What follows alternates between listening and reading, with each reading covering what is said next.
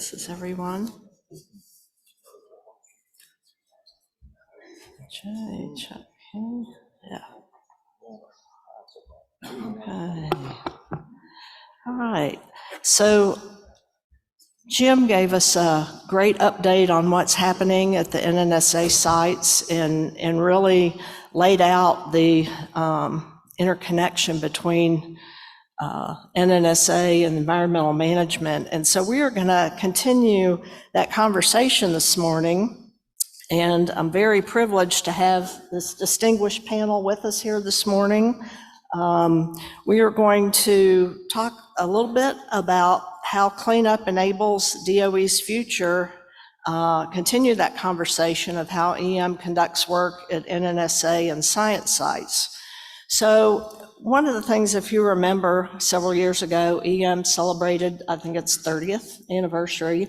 And if you haven't done this, I really encourage you to go on the DOE website, and I had downloaded the history of the environmental management program that was written in the early 2000s by the former DOE historians Skip Gosling and Terry Fainer. And it really lays out in the phases of the environmental management program and all the accomplishments and the challenges and what they did to work through the first phase, the second phase, really developing technologies that weren't in place at the time that needed to be developed in order to make this very complex mission and challenge work. So we've talked a lot about how successful the program has been and how many of the sites have been cleaned up over the years. And so one of the things in looking at the remaining 17 sites that are currently in the EM portfolio, 11 of those are co-located with currently operating DOE facilities. And the WIT facility in Carlsbad carries out an important disposal operation. So we discussed the Clean Up to Clean Energy initiative a little bit, and that's going to be the focus of this afternoon's House Nuclear Cleanup Caucus program.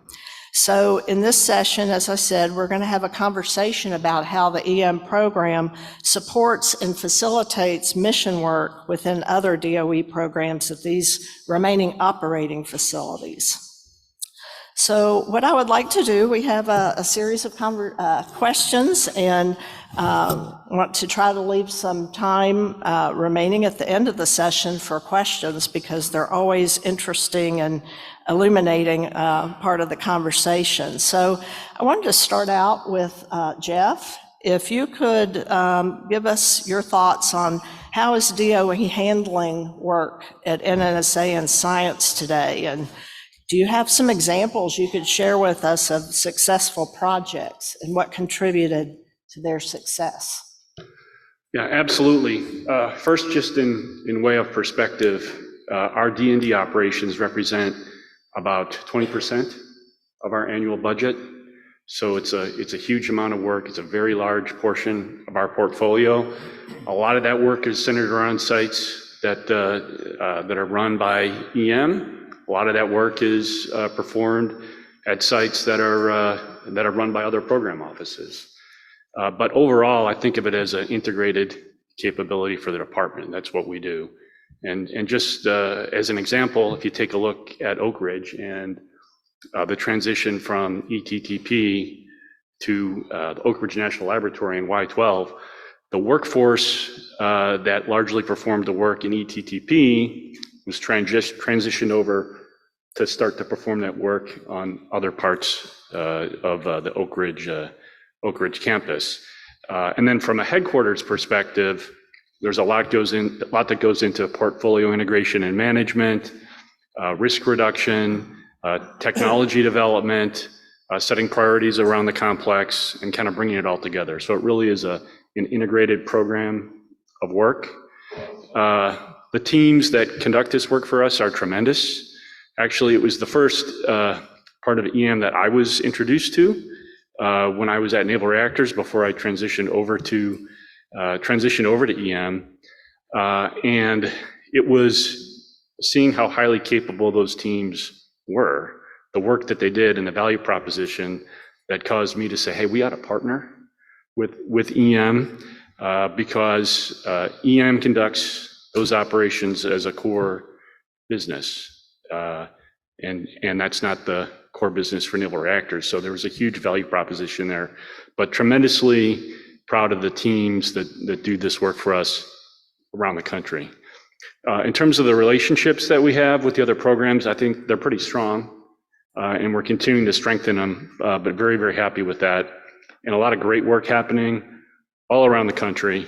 Again, at Oak Ridge, the transition from ETTP to now we've done 2 D&D projects in the Oak Ridge National Laboratory Central Campus. There's the biology complex projects at Y12 that went very well. You heard a little bit earlier this week about the work in Nevada and the engine maintenance assembly and disassembly projects and the Test Cell C projects. And we've met one of our annual corporate goals this year with taking down 4 buildings at Test Cell C. Out at Los Alamos, we're ramping up to do the ion beam facility project. At Lawrence Berkeley National Laboratory, there are 2 areas of that campus where we completed D&D activities, and we recently completed a pool reactor project at Lawrence Livermore National Laboratory. Out in Idaho, Connie Floor's team is working on the demolition project for the S1W submarine prototype, which was the test bed for the nation's first nuclear-powered submarine, USS Nautilus. So we're making great progress on that project. So there's just a tremendous amount of work happening around the country, a lot of diverse projects. In terms of what makes us successful, I think it's a lot of the same kinds of things that make us successful in all that we do, right? A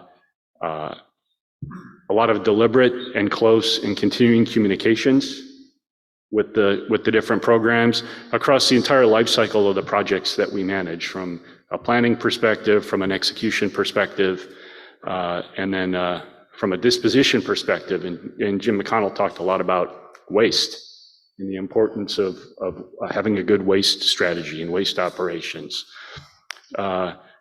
Portfolio integration and management, it's something that's very important, and we're continuing to strengthen that. In EM, we're working on developing a integrated 10-year plan to help guide our preparations and priorities for the future of this work.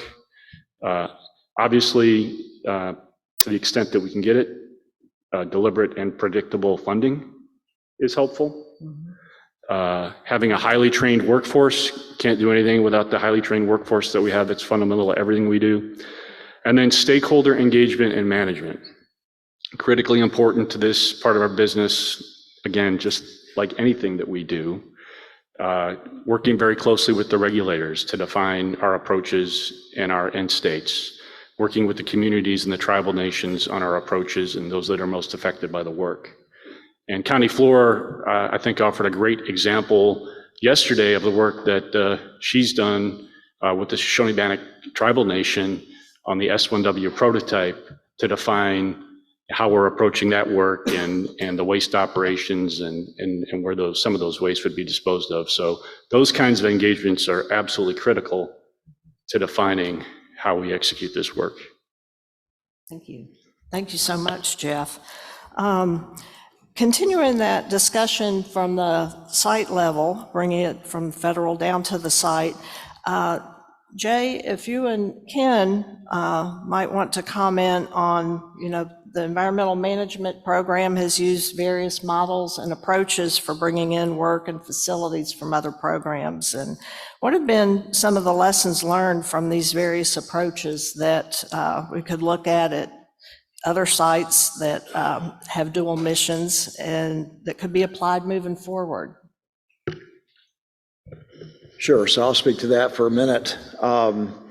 And by the way, I got confused a minute this morning when you called on Jeff. I thought I was going to have to head check my name tag. I promised myself this morning I wouldn't call you Jeff. That just never gets old now, does it? At least I'll be famous at these going forward, right? And we'll see what happens at the caucus tonight. There's always another opportunity, right?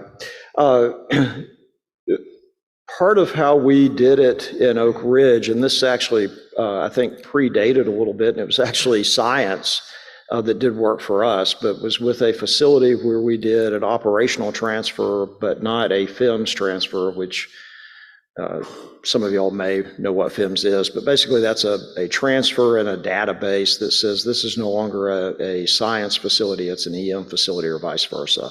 And that's a pretty, as you can imagine, that's a pretty complicated process, not the least of which is driven by where the funds go. You know, they follow the facility.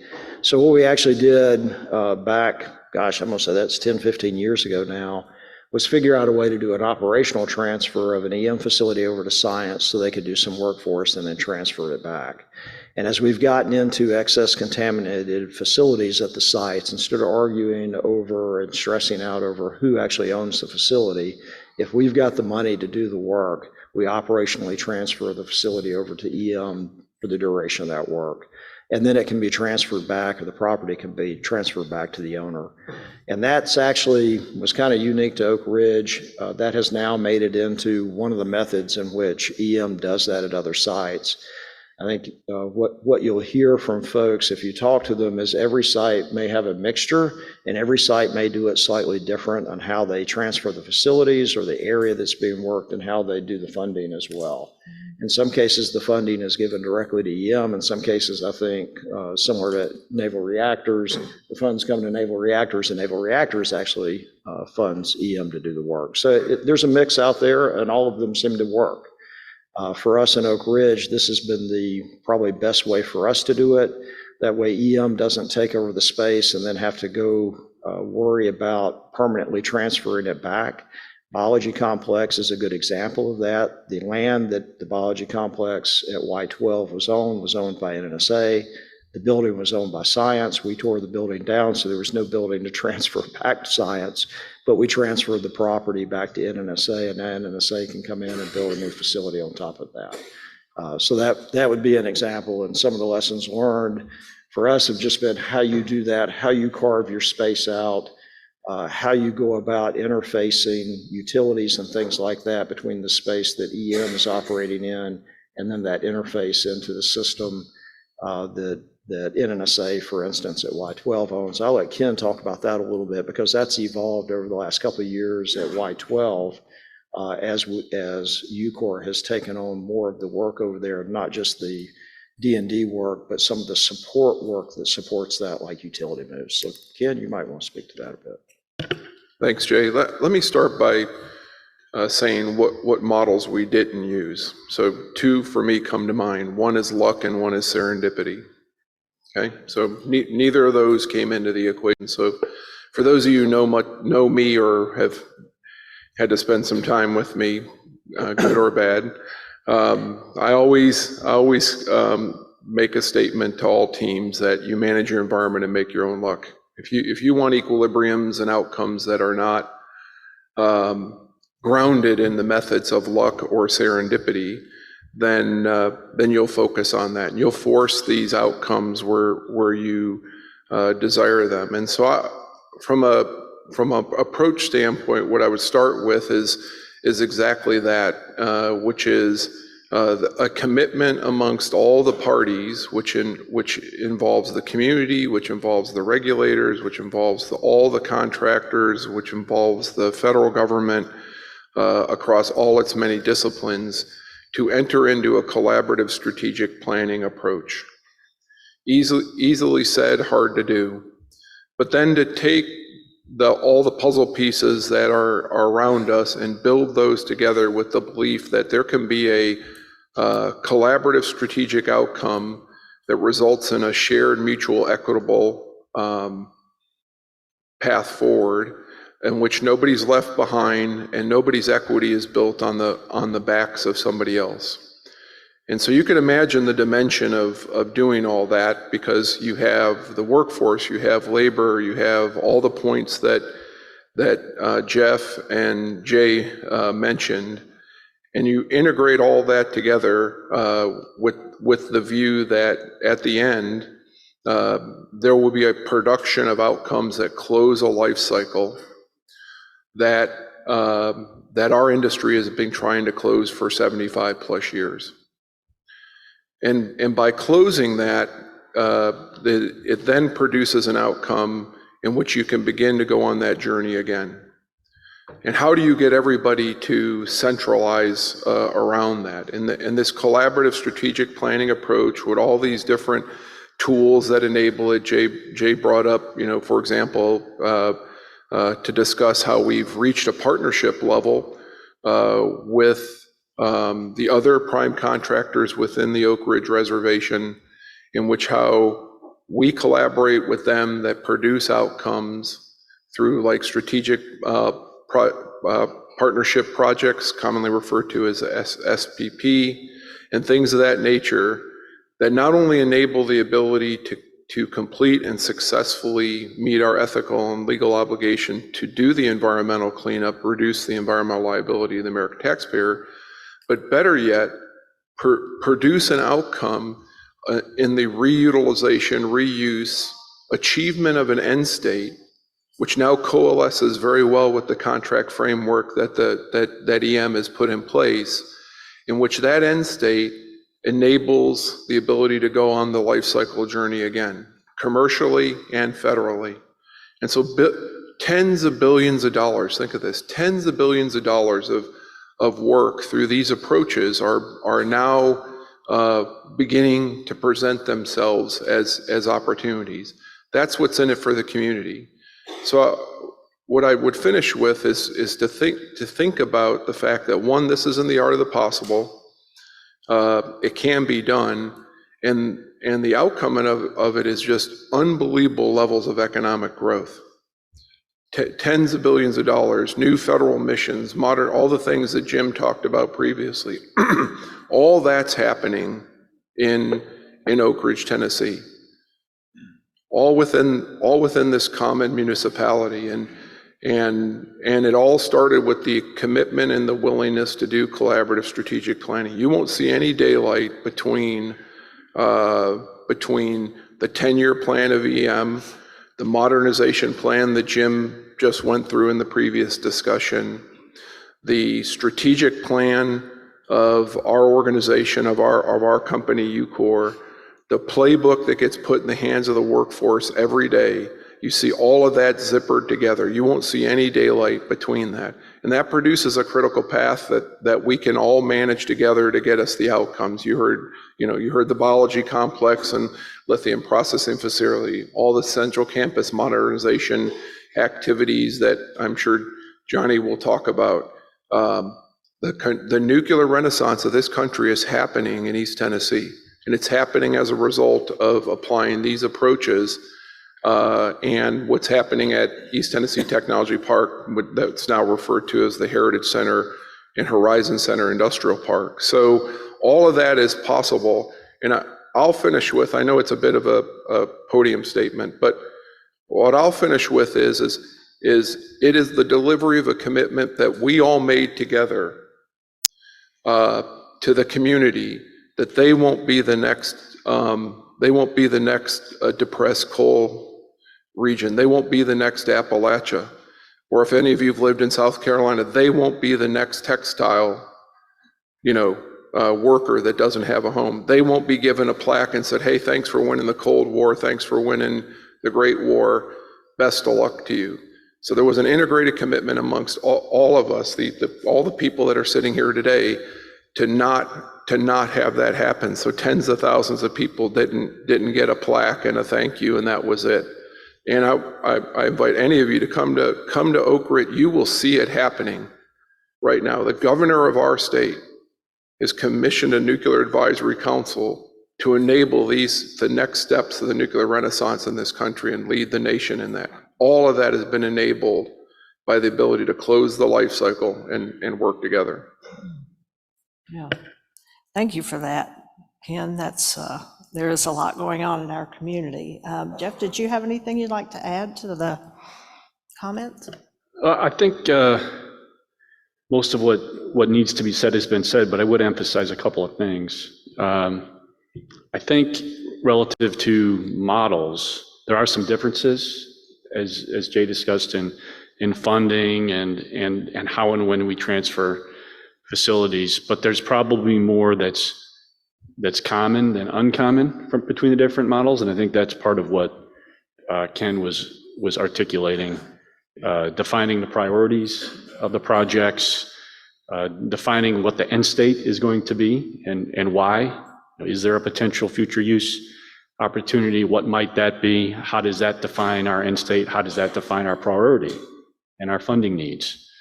And then it's down to just rolling up your sleeves in the basic blocking and tackling, if you will, of defining things like, okay, when we turn over a facility, what's going to be left? What's the state of the facility? What's the state of the utilities? Is there any classified information in the facility? Are there any historic property considerations that we have to work through? Really getting down into a level of detail requires a lot of collaboration and communication between EM and the projects to make sure that we get that right, so that we all understand what the expectations are up front and everything goes smoothly. Thank you for that. Johnny, speaking of challenges and collaborations and strategic planning, I guess one of the things that I've always thought was just amazing in Oak Ridge, one of the projects that was transitioned that has been mentioned is the biology building. And the biology building is just owned by the Office of Science, located on the NNSA site and transferred to EM for cleanup. So as head of the ORNL Science Office, can you talk a little bit about how you work through and address those challenges? Thank you, Amy. I think that these challenges are ones that are part of an 80-year history of facilities that were constructed and repurposed. And for those of you that know it, Y-12, NNSA's mission footprint changed very significantly after they were going through using electromagnetic separation. The processes were really condensed down over time to be able to use gaseous diffusion at K25 and the other facilities. So that left a lot of footprint.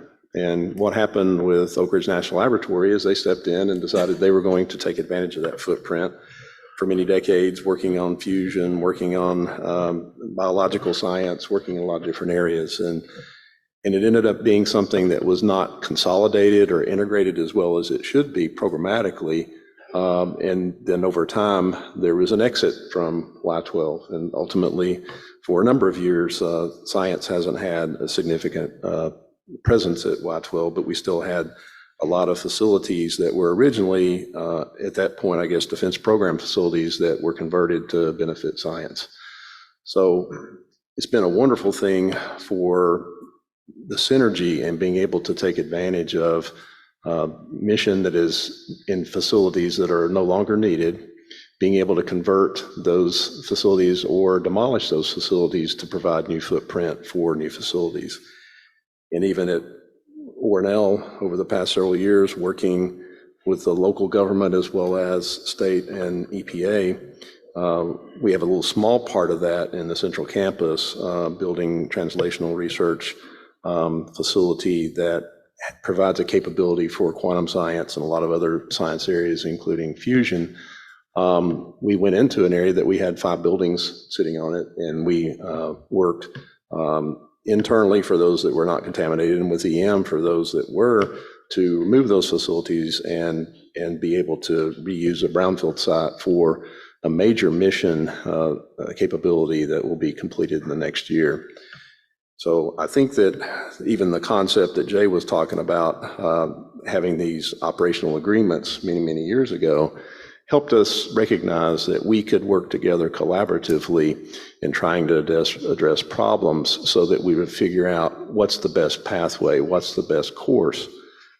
That's always a challenge when you have different programs because we really can't mix monies, so we have to have the mission and the focus and the priorities in a collaborative way to be able to execute the work. So I think that you mentioned the Mouse House and actually it becoming a wonderful footprint for the lithium processing facility for NNSA. That is a great example of success. And we have a number of those opportunities coming up in the future too. So working together collaboratively and making sure that we have an alignment, I guess you could say, of mission. One thing Jim said, which I totally agree, we're having the same challenge in Office of Science, is we have a huge number of projects. We have a lot of things that we're trying to accomplish. And so it sometimes is difficult within the mission scope of EM and the mission scope of science and NNSA to be able to have an alignment where we can work out specific things. So we just have to have those discussions and where we can see synergies and being able to work cooperatively. I think it's best for the taxpayer and best for government how that works out. Thank you. Jay, do you have anything to add? Sure.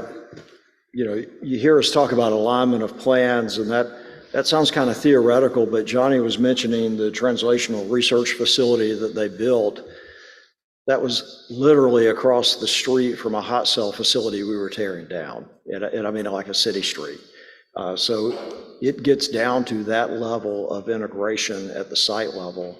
I had never thought I would be majoring in logistics, but that's how it has felt like, because you've got a lot of work going on at Y-12 and Oronell, new construction at the same time, which is bringing on a huge workforce. I think at Y-12, what I heard is NNSA is just shy of about 10,000 folks. Johnny, you're up around 6,000 or 7,000 now.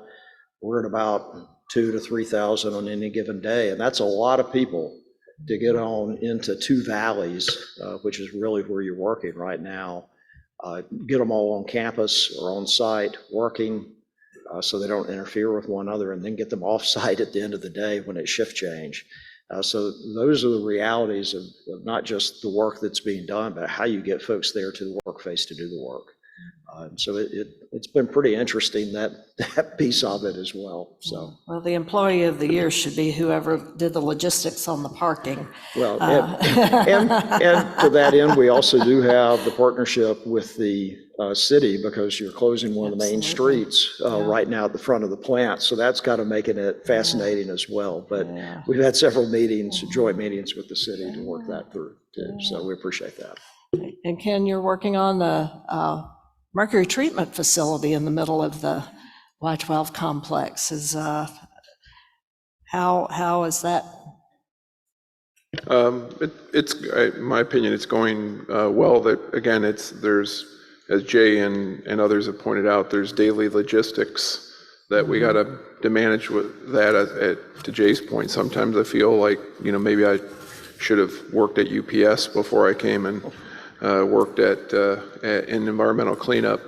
Again, there's a lot of interactivity between the mercury treatment facility, the actual environmental cleanup along that portion of the site, and then obviously the modernization activities that Jim talked about earlier. And so not to get kind of in the details, but I mean, just so everybody knows, I mean, we actually have a collaborative, integrated project team that facilitates daily an integrated plan of the day. For example,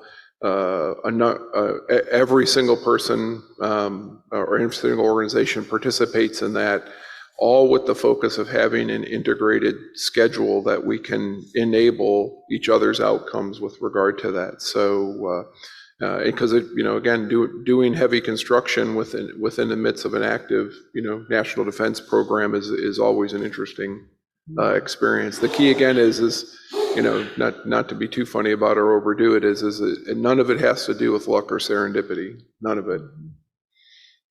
You do an amazing job.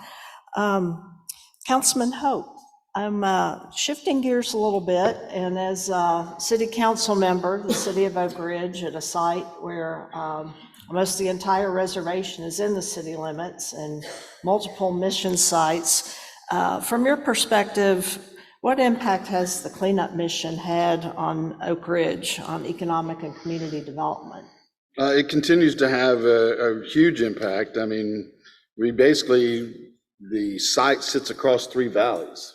And of the three valleys, we've been able to take, and Jeff, I'm sorry, we've called it everything, but with me, it's always going to be K-25. The K-25 site was dramatically changed. We took about 1,500 acres there, and with the help of a multiple group of people, was able to tear down the gaseous diffusion plants. And we've been able to out of that acreage, about 800 of that acres is going to be turned into industrial development areas. We have a general aviation airport that we're working through the process on, the same area, the same site. Without the work that was done through EM, that would be decades yet out into the future. They really consolidated the efforts, and when they got the plan, and UCOR did a great job of really saying, okay, once they figured out how to tear the big one down, it was able to really accelerate with the workforce and keeping the workforce on topic, was able to accelerate through all the other buildings. And it's allowed us, from a city's point of view, to economically go out and market that area. It has allowed us to economically develop the surrounding areas with the other Horizon Center Industrial Park. It's allowed us to really come into, and Ken had mentioned it earlier, a nuclear renaissance. It's the new nuclear initiatives.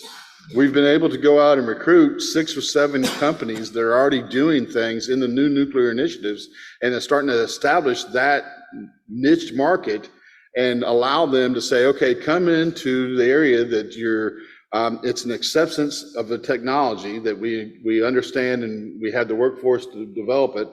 We also have the space for you to develop it. We have the expertise in the ongoing missions of the Office of Science and with the National Lab. It works hand in hand with each other. What they continue to do with changing the footprint of Bear Creek Valley and Bethel Valley, and that's respectively Y-12 or the National Lab, it allows them to continue to expand their missions that they need to do and consolidate their missions from a national security footprint. It's allowed them to do that. So the EM work that is done across the spectrum has allowed us to not only strengthen or continue the mission that DOE needs to do within the area, but it allows us the potential for growth. For a long time, Oak Ridge was a very stable, very flat growth. Of all the cities across the country, very few cities have a 70-year flat line with population growth. We were 28,000 people. As many people came, as many people died. It didn't matter. We had the same amount of people, 28,000 people for 70 years. How does that happen? How does a city survive? And it was because of the economic stability within our community, our very small community, that did that. It's allowed us to now start to grow. We're now over 32,000 people and trending to around 40,000 people by 2030. It's allowed us to have some problems that for us as council members and the city government have never had before. We're having to build new school. We're having to update schools buildings. We're having to take care of infrastructure. We're having to increase and build the new water plant. There are several things that have come along that has allowed us with the cleanup and the growth of the reservation to allow economic development to happen, which then brings population growth. So it's been a really good positive economic growth for us in Oak Ridge. Ken, give us your thoughts on Well, Carlsbad. I'll start by saying, being on the end down here with a bunch of Oak Ridge folks, I feel a little bit isolated. But living and working in Carlsbad has conditioned me for being isolated. You're a So very I'm important part of this well suited discussion. for it. I guess the Carlsbad community has really seen a difference from the EM mission than most sites, because rather than cleaning up, we established a site there. The simplest way to describe it is it completely changed the DNA of the town. That's a description that Jack Valpato gave me a couple days ago. Jack is here with us. He's a lifelong resident of Carlsbad. He also serves as the chairman of the mayor's nuclear task force. And I think years ago, when WIP was still being planned, the city of Carlsbad lobbied hard to get it located in Carlsbad. And I think the city leaders really had the foresight to see the financial benefit of having a site there, but it was much more than that. I think they also recognized that they had the opportunity to support something that was much larger than the Carlsbad community. And they really do remain committed to supporting the cleanup of the nation's nuclear legacy. We see that day in, day out, and they're great partners with us and CBFO in achieving that objective. I would say that they're not focused on their own. I'm continually amazed at how much they know about the waste at Idaho or Oak Ridge or Savannah River site. They are very much interested in helping you clean up your legacy, and they will support us through that. On the tangible side, the M&O contractor for decades has been the largest employer in Carlsbad. It brings hundreds of high-paying technical jobs to the area. When you look at Simcoe and our subcontractors and DOE and their other subcontractors in Navarro and Cast, there are probably 1,500 jobs in a town or in an area of less than 40,000 people. So it's a significant impact. I think that with that increased workforce, with that large workforce, comes a workforce that is committed to community involvement, educational outreach. That's manifested through some of the really high caliber STEM programs in schools. You see it with partnerships in local colleges. DOE recently awarded a $12 million grant for Southeast New Mexico College. That is something that stretches beyond WIP. That helps. One of the programs that really helping is establishing a mining program for other mines in the area that have nothing to do with WIP. So all of those things happen through just the presence of the contractor and the project being there.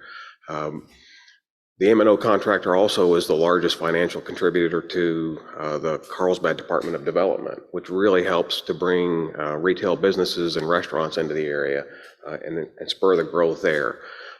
Like Chuck said, the stability that the site provides to a town like Carlsbad or Oak Ridge is really beneficial to all of the citizens, not just the ones that work there. I mean, it has really helped to elevate and stabilize property values for everybody, regardless of who they work for.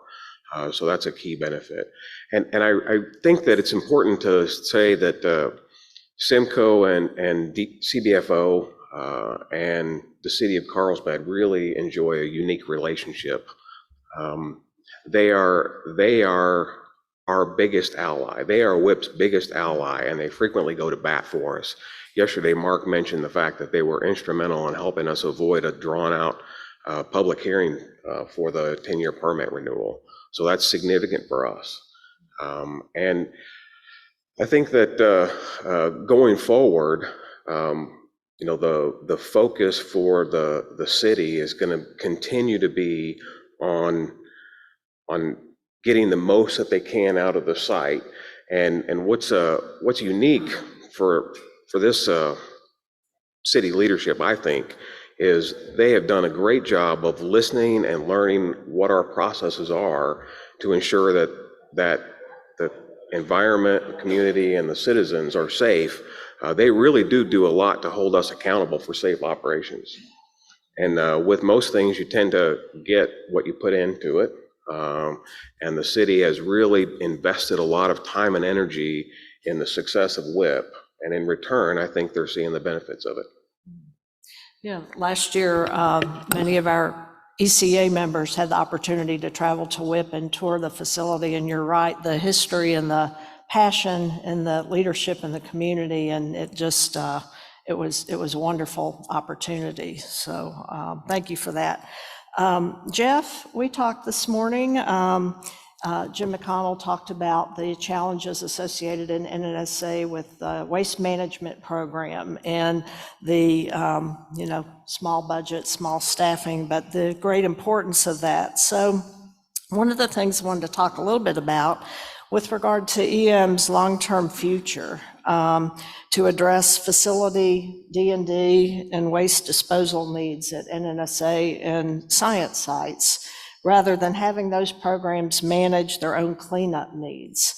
What are the benefits and the drawbacks of this approach, and what would EM need to do programmatically, do you think, to fulfill this type of mission? Well, I think fundamentally, it's a core part of what EM was set up to do so many decades ago. It's our fundamental responsibility to execute this cleanup work across the country and across the complex. So we're going to continue to do that. I think there are tremendous benefits in that model overall. There's certainly some benefit in having the programs, focus on other core mission areas they have. That doesn't mean they don't have responsibilities that interface with us. They do, and Jim McConnell articulated that very well. But allowing them to do that and then having EM really operate it as a core competency has a lot of advantages. And I talked a little bit about the partnership that we've stood up with Naval Reactors a few minutes ago, but just that as an example, if you take a look at the first 3 prototypes that we're going to perform the D&D for that program, there's about a $2 billion reduction in the facility environmental liability estimate by bringing EM in to conduct that work. That's just based on the approach that we use for the business. There's also a benefit in having an organization that really can pull together all of the different elements that are required to execute this work, whether it's regulatory and legal, historic preservation, transportation, waste disposal, engagement. All of those things need to come together and operate as an integrated program to do this most effectively. So I think there's a benefit there as well. Certainly, there will always be robust ownership and engagement between EM and other programs as we put the whole thing together. But I think there are a lot of advantages to an organization that operates it as a core competency. Jay, you have anything to add? Not my term of office? Sure. Before I add to that, I did want to mention that don't let Ken Harrowwood get away with saying he's an outlier. When we were focusing on moving over to Y-12 and ORNL to really get into D&D over there, Ken was our main point of contact and was certainly very, very helpful with CNS getting us on site. So don't let him get away with saying he doesn't belong up here because he's just whip. Good try though, Ken. So, I think the other piece of that as well, and I'm going to speak more strictly from an Oak Ridge perspective, is we've had a lot of hard-won lessons learned about how to do D&D and cleanup over the years. There were a couple of big accidents that occurred, 10, well, probably longer ago than that. I'm getting older. Yeah, before UCOR. So I guess that's back in 2009, prior to 2009 timeframe. But a couple of accidents that occurred over the first 10 years of real D&D out there in the big GDPs. And so I think for a while, the idea was, well, cleanup workers are just, general labor. You can go out there and do that. And I think what a realization has occurred over time that, especially with the craft, it's an actual skill set. And so having trained craft workers that have learned those lessons hard and have those skill sets focus on what their core competencies are, and be able to retain that workforce and transition them over to Y-12 and ORNL from the focus at East Tennessee Technology Park or Heritage Center as it's now branded, is a pretty important piece and has led to the good safety performance. And I'll say we have some of the best production rates in the complex with the workforce we have. And so that's something that is hard to get to and easy to get away from. And so we strive very hard to retain that workforce. And so that's a key component as well of our mission out there and how we're able to get the kind of production factors that we experience with UCORs through the folks that are at the work face. So I didn't want to fail to mention them. And then just being able to integrate And as well, Ken saw a need some time ago, Ken Reuter, to come up with a cleanup advisory council, which also pulls in members from the community, other stakeholder groups, but also the senior leadership on both the federal and contractor side from the other two sites as well. So that allows us to get not just a site focus, but also outward looking as well into the community and understand the community's concerns, which have helped us with the new landfill, for instance, and the mercury that we have out there. So I could go on, but I'll stop here. Johnny, do you have some thoughts to share on that topic? Yeah, I think, and it's kind of perspective, maybe even what Jim said earlier about waste management. And I was an EM before I went into science, and I had responsibility for waste management. One of the concerns that we were faced with the legacy was it was such a large legacy because we didn't think life cycle. We didn't think on the front end of the processes and the approaches we were going to have in our operating facilities. And as Jim was talking about, increase in pit production and requirements there. If we look at things life cycle in the science world, we've got a huge set of mission elements related to isotope production. And when you look at isotope production, you're doing all that chemical separation. So we're really looking at the front end of our processes and trying to look at how we can recycle reagents, how we can improve the performance that we get so that we have smaller volumes of waste that we're generating. But we could not do what we do without the support that we get from EM, particularly in this question of high activity waste. I mean, if you look at our options for waste are, in some cases, working with the private sector, with vendors and capabilities to be able to do that. It's the sanitary, what we call sanitary landfill, which deals with a lot of construction debris and other materials. It deals with the EMDF, or the disposal cell here on site in Oak Ridge. But we depend very much on Nevada and WIP to be able to deal with all the different streams that we have. And I think that you have to look at it in an integrated fashion. So my thought is our best benefits are, and as NNSA is looking at this too, looking at the front end of the operations, the activities we have, trying to plan and identify those waste streams, those profiles, so that we have the disposition capabilities, because we realize, over those many decades that there were opportunities for us to improve. And when we're looking at even any kind of nuclear-related work, we are planning out all the different waste streams and the issues that are generated. So I think it's only good discipline for the programs that are operating to really look at this very hard and try to improve not only the processes and the capabilities. And we have a lot of really good technical folks that work within our system. But we do depend upon EM for a number of the functions Jeff was talking about. Clearly, they're the corporate transportation organization for the Department of Energy. So there's a lot of things that we have to work through to be able to deal with what I would call the life cycle, the back end of the work that those items that are discarded. It's somewhat funny, though, in the isotope world. A lot of times one man's trash is another man's treasure, because some people would say a material is waste, but there's a small quantity of material in there, and all of a sudden we're trying to figure out how to mine that out because there's a critical global need for that. So we have to look at this in a holistic way. I think being able to train our workers coming in that these are the expectations and the improvements we're going to have to incorporate is a challenge. And I think when Jim was talking about setting an organization and talking about 435 and the update on that, we've got a whole generation, and it's been a while since 435 has been updated. And so we have a whole generation of individuals that we have to help people understand not only the requirements within the department, but what the options and the approaches that we should be taking. So I think all those are opportunities to continuously improve. Thank you.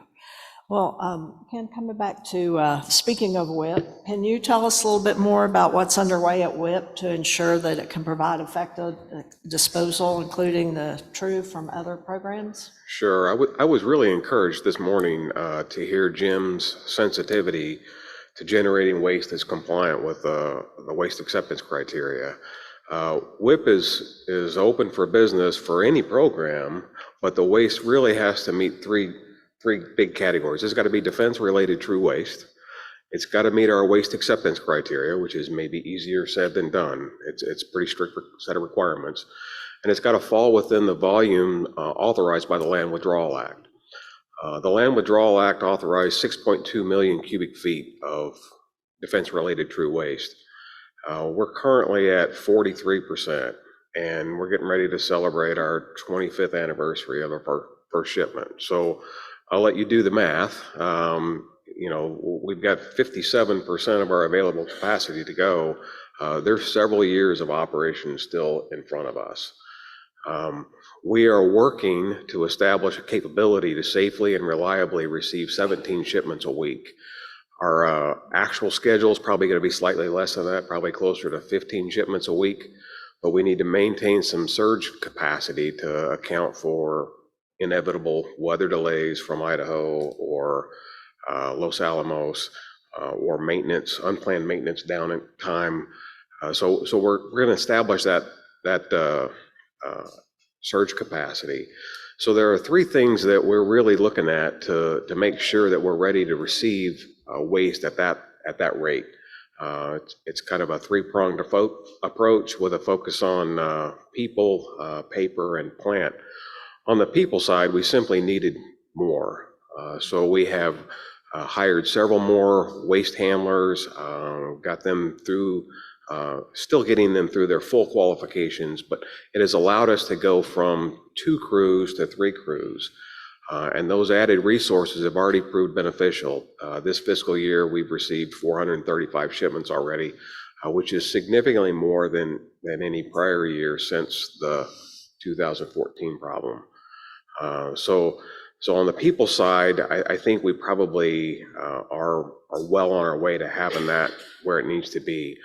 On the paper side, there are lots of things that we want to make sure that we're focused on to make sure that we're more efficient and that we have the paperwork in place to allow us to do continued operations. So we're taking a concerted effort to look at our operating procedures and make sure that we remove cumbersome aspects of the procedures that really add no value for the operators other than to frustrate them and slow them down. So we're trying to work with them to find good solutions to those procedures without reducing any kind of safety. On a much higher level, we talked about the permit, the 10-year permit renewal. We did get that approved.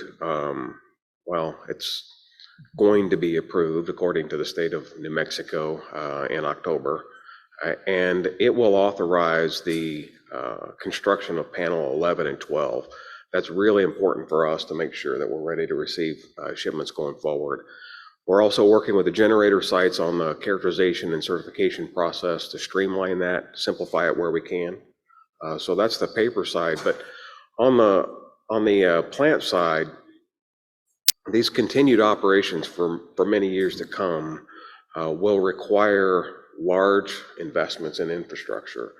And the 2 largest investments are well underway. It's the safety significant confinement ventilation system and the utility shaft. The ventilation system is about 80% complete. We will start commissioning before the end of the year on that system. That will significantly add the volume of air that can go through the mine, but more importantly, it will increase the reliability of the system so that we'll experience less downtime. The utility shaft is also progressing well. As Ike mentioned yesterday, we're now at repository level. We've started building out the underground station. So both of the utility shaft, which will provide the intake air for the ventilation system, and the ventilation system, both those projects will be fully operational in 2025.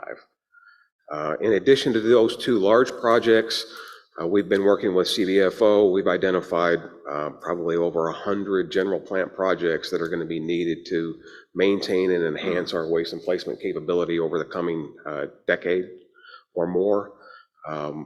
We'll execute those projects as funding allows, and we will continually reassess the priority on that list to make sure that we're focused on the right things.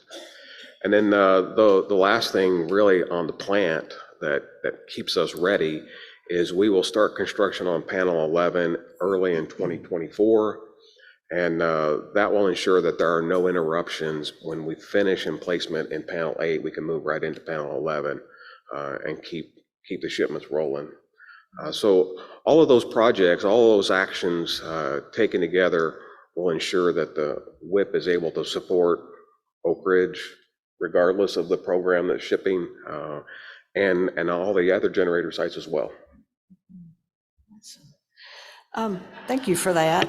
So Councilman Hope, I wanted to talk a little bit about your sort of unique perspective as a leader within the Energy Communities Alliance organization, and also a longtime leader and resident in the community of Oak Ridge. So what do you see as being some of the longer term benefits to programs like NNSA and Office of Science? How do they benefit from EM's work? You've seen both locally, you talked a little bit about the community development, but what are some additional thoughts you might have on that subject? Well, I truly believe that with EM's work and continued work on cleaning up both the National Lab Valley and the Y12 Valley, it's going to allow NNSA and Office of Science to continue their operation and expand to maybe future operations that they're not even aware of yet. There may be things in the future, especially as new nuclear becomes more prevalent across the nation, to help with our electrical grid, our baseload grid, and beyond.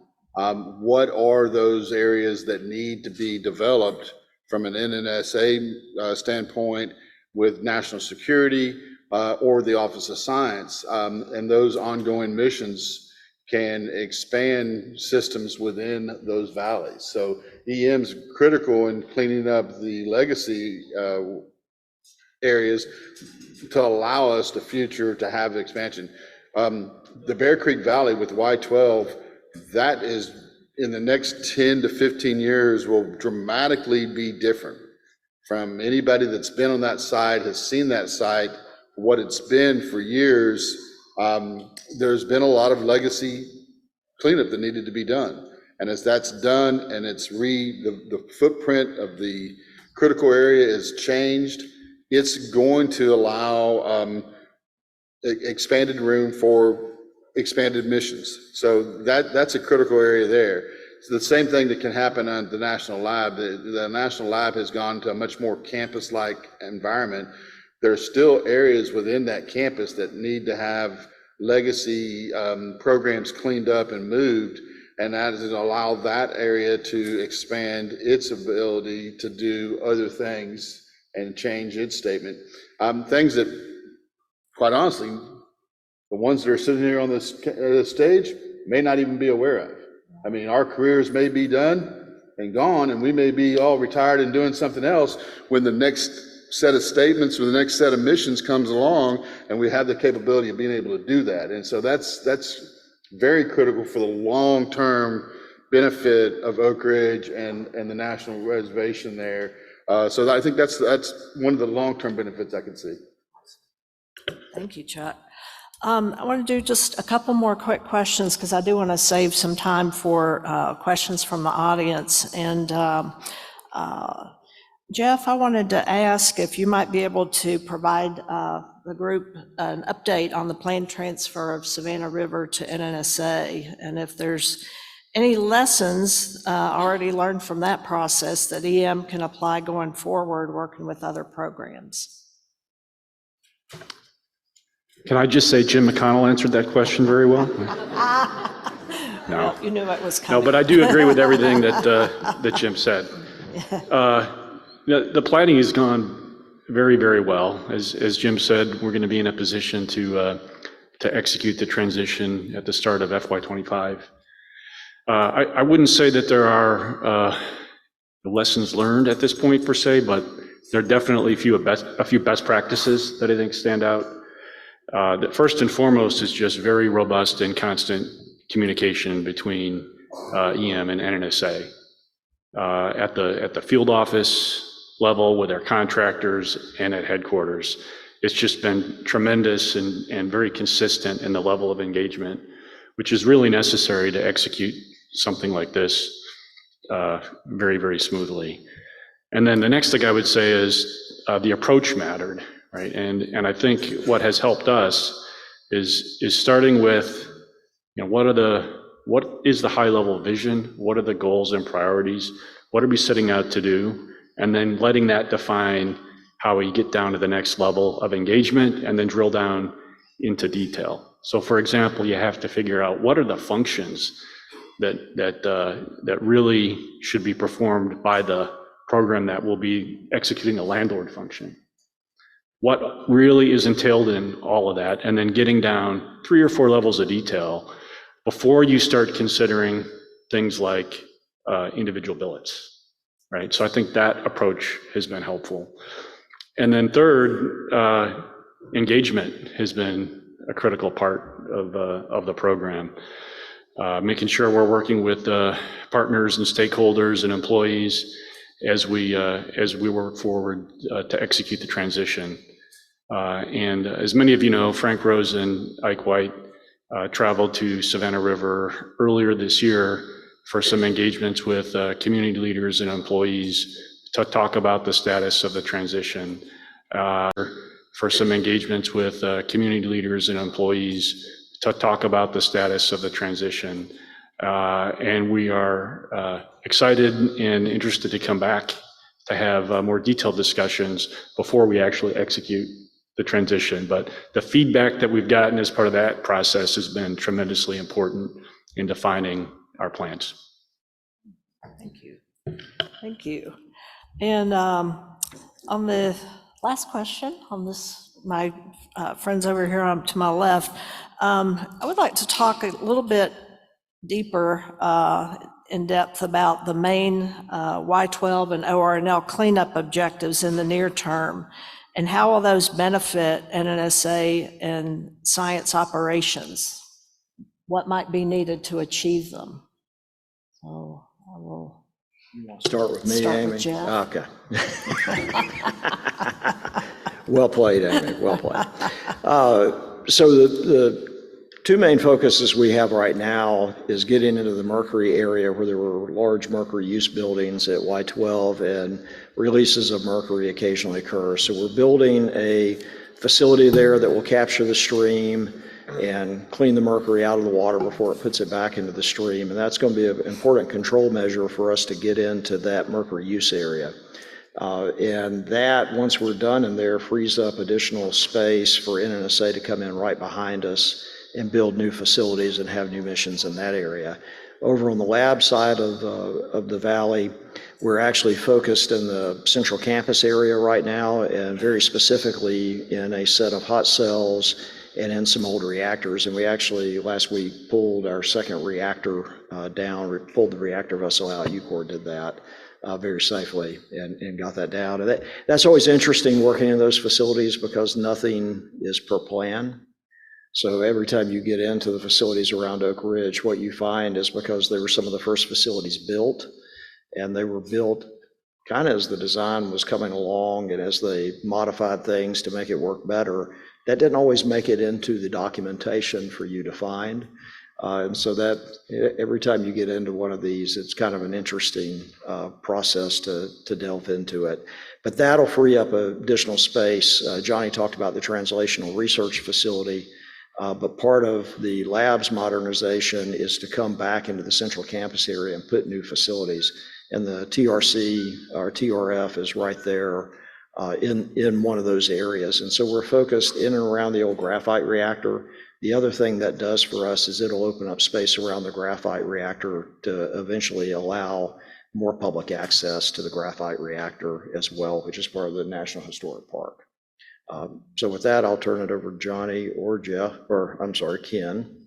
I'm getting confused too. Well, so Jay, you mentioned exactly the kind of the hot items that are going on, and and a little bit parochial, you mentioned the number of staff. ORNL, only a short time ago was 3,800 staff, and it's 6,500, and I think 60 more people were hired on Monday because they were doing an orientation earlier this week. And the growth is such that I had some photographs last week within the central campus, and there was only one parking lot that had any parking spaces in it.